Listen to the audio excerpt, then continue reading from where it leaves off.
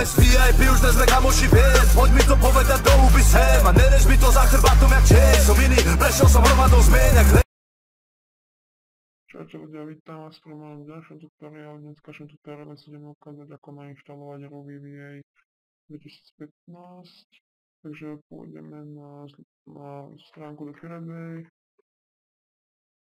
Link mám do popisku, napíšeme VBA 2015. Počkám, ak to načíta. Ja mám SkyDrive, takže ja sa vám skúsim na tú istú zložku, čo mám ja. Počkajte. Alebo takto. Ideme na stránku Ložto. Link mám na do popisku. Ešte tu nemám tento link, ale ukážeme si to ako... Ale nie, takže dáme si tu troška menší fail. Takže dáme do Pirate. Link mám na do popisku. Mám do popisku, počkám, keď sa to načíta. Nehľadám. Load it. To je len fix.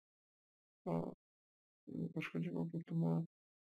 19,2 presne. Do toho istá dáme si toto najvyššie. Link mám do popisku. Dáte get story, dáte spustiť aplikáciu. Začne sa vám hra inštalovať sem. Keď to budete mať nainštalované, stačíte, že stop. Otvorite si zložku. Zase vám toto. Ešte raz vám to ukážem, takže dáme takto. Vidíte, čo spravím pre vás spolku inštalačky, vám to vypnem a chcem vám to ukázať. Takže toto si vymážem, by som tu nemal. Toto. To si nechám, lebo to netreba, spravím ďalší tutoriál. Takže túto zložku preťahnete do programu Demon Tools Lite, ktorú máte tam tiež do popisku. Skúsim. Zobrazí sa vám to tuto, dáte to ešte sem. Tak. A kliknete to dvakrát. Čo nám spraví? A kliknete tuto dvakrát na to.